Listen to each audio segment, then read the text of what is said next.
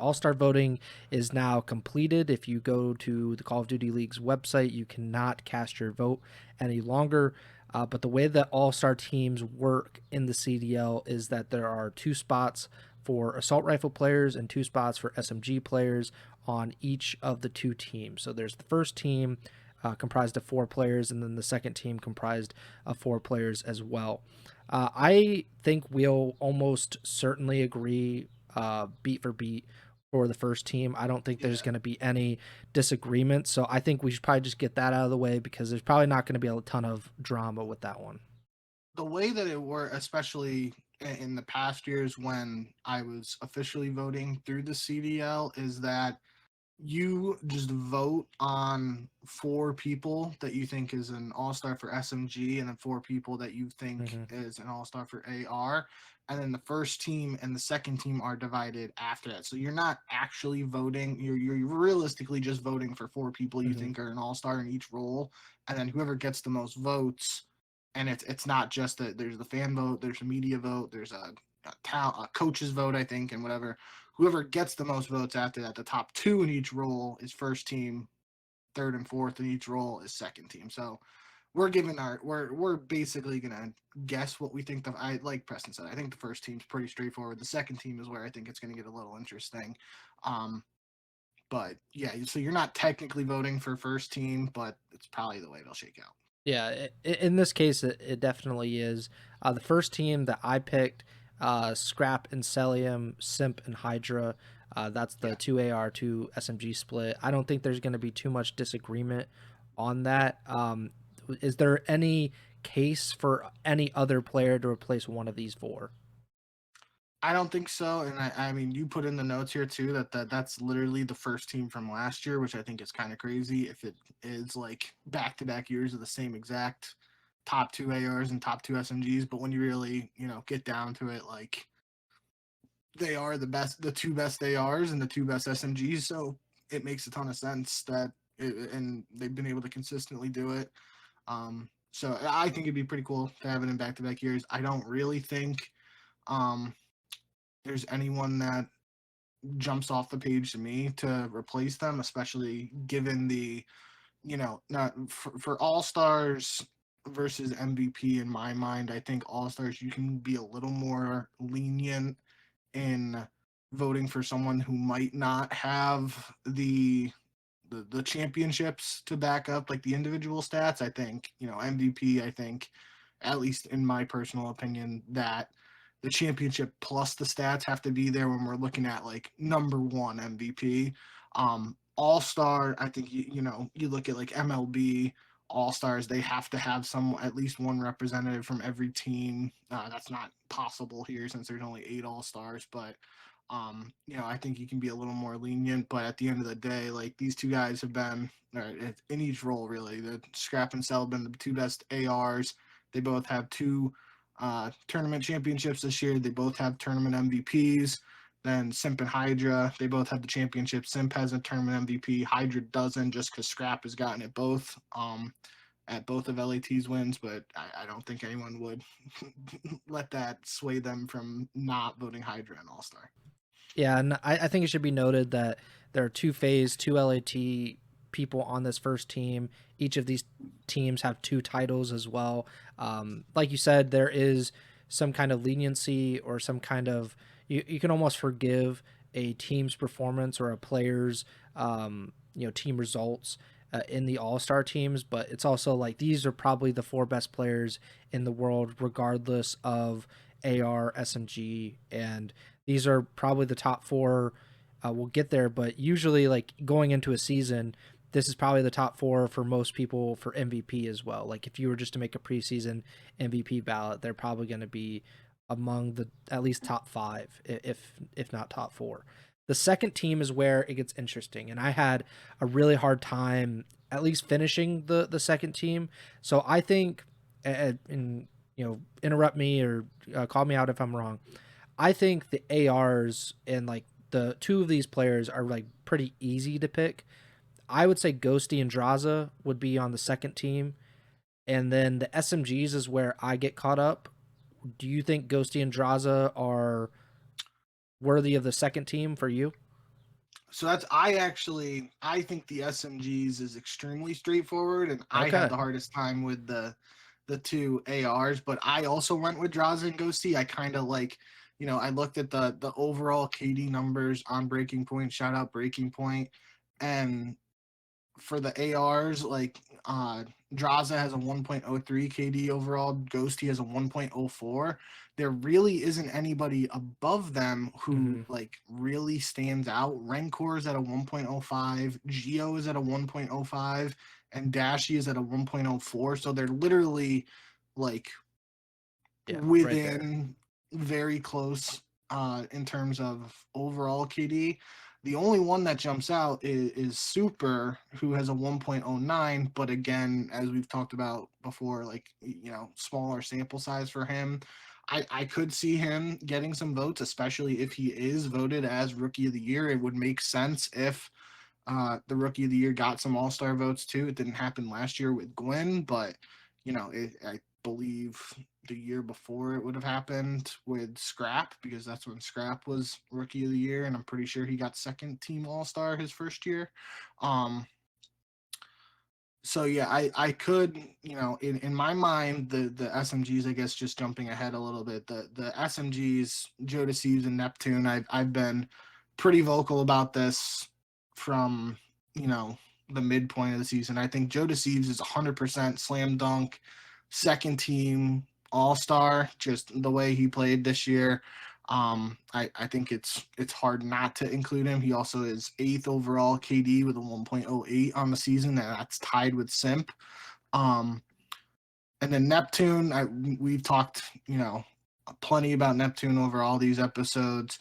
Um, I do think because of the top 12 finish at the most recent tournament, it's very possible Neptune could fall out of this spot. But I think just given his massive impact that he had, um, for Vancouver and completely altering the course of their season, I think he Hmm. deserves some uh, recognition as an all star. So I really, the SMGs are pretty set in stone in my mind. The ARs, I lean Draza and Ghosty because, like I said, the stats aren't that drastic for anybody else, and then Draza and Ghosty have the championships this year to like kind of push them above the other guys, in my opinion.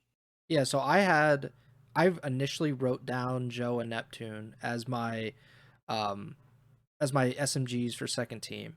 And then I erased it and then I just started putting down SMG players that I think not are going to make it by any means, but like could have some argument at some various point. So obviously Joe and Neptune would be on that list. Envoy, who I think has just been overshadowed by three incredible teammates. And has obviously been a part of two championships as well. Beezy in kind of the same category, although his stats do not hold up nearly as well as like Envoy is, for example. Real, because Miami has had two top three finishes on land, and he's been a part of them both. Unlike Super, for example, who came into the season late. Kleenex is also a great player. I just kind of put him down because he was, I should say, last year's second team All Stars were Dashi, Draza, Kleenex, and Shotzi, and obviously we haven't really mentioned any optic guys this season on this episode. And Dashi was one of the ARs that I put down for like honorable mention.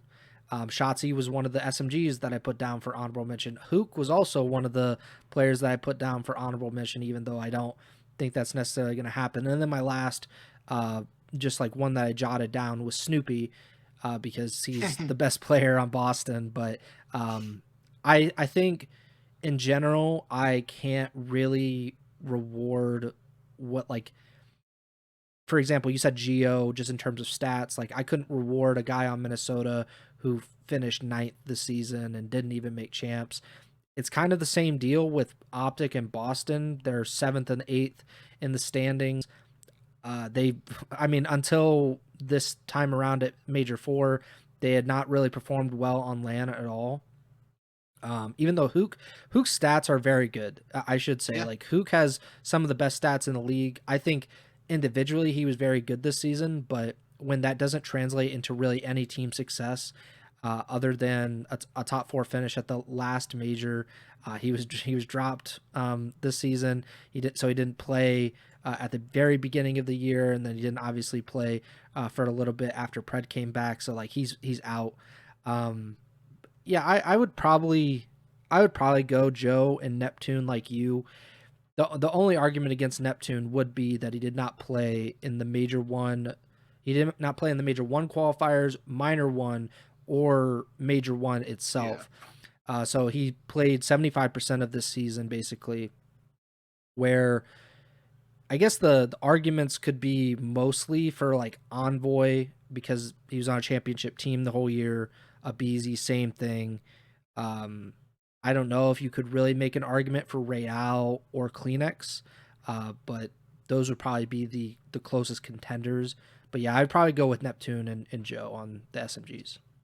So you said something. I know you didn't mean it like directly, like for Geo specifically. Mm. If there were if Geo had a 1.25 KD Yeah, the and was like Octane. yeah, like leagues above, and the team doesn't make champs, I think that can give you grounds for getting some all-star votes, and obviously, especially if the stats support it. I mean, there was even There was the attach um thing a few years ago where he was. and Pred and MW2, I think, had like a 1.22 KD, and Yeah. because that was I think that was the first or second year I actually voted, and I was like, the team's not that good, but Pred's numbers are, you just Hmm. can't ignore them. So like if that was the case here, I think that's a different conversation. But that's just, especially from an AR perspective, that's not how I view it. I think a lot of these guys outside of scrap and selling are pretty close statistically. So the championships for the LAT and ATL guys push them over the edge. But the other aspect of it that I think, I even mentioned it last year when ironically we were kind of pushing for Ghosty to Yeah. get that, like, the fourth and final AR spot. Um, the optic fan vote, I'm pretty sure, like, Shotzi was number 2 SMG. I don't remember. The CDL actually did a good job of posting after the fact, The breakdown. like the breakdown. Yeah, I'm pretty sure Shotzi was like far and away like one of the most popular in terms of the fan vote. Um, and I think that that could skew this second team. Um, if Dashy and Shotzi get a lot of the fan vote, I think that could push them, especially someone like Neptune, like you said, who wasn't competing at the first major cycle. I could see like Joe Deceives and Shotzi getting in there. I personally am not. I didn't vote for the Optic guys, and I wouldn't, especially given they had the 3 top 8 placings earlier this year. Um, but yeah, at the end of the day, I think I'm pretty confident with Scrap, Cell, Simp, and Hydra's first team, Draza, Ghosty, Joe, and Neptune as second team. I I think I kind of hope that's the two teams. I don't know if it will be like you said. The fan Yeah. vote kind of plays into that. The coaches vote, which has been Yep. pretty different on a lot of cases than what the fans also think, or even what the players themselves think. So I'm a little not concerned, but I'm interested to see how this all shakes out. But yeah, I think that Neptune, his impact over the 75% of the season that he did play kind of outweighs what he didn't get to experience, I guess, in the first part of the season. And we'll get there. I think it like a little bit later with some of these awards because I have like a probably a better take when we get to like rookie of the year, for example. But yeah, I think we both agree. Scrap and Sell and Simp and Hydra as the first team, Ghosty and Draza and Joe and Neptune or the second team. Did you have an honorable mention that you jotted down at all? I think honorable mentions would probably just be like, I mean, not necessarily from me, but I think Dashi and Shotzi might get in there because of the optic, and I do think, especially for the second team AR, that Rancor or Super, depending on who's rookie of the year, if one of them gets rookie of the year and gets a lot of love from some of the other voting groups, I could see them taking one of the second team AR spots. Right now I'd say I'm very confident in 5.5 of the All Stars. I think that first team, I would be absolutely stunned if that's not the exact first team. Yeah, And same. I think Joe Deceives is like a slam dunk for the second team SMG. And then the point five, I would say I think Draza or Ghosty is a guarantee for second team AR, but it's possible that both of them don't get it and only one of them does. I just don't know which one it would be.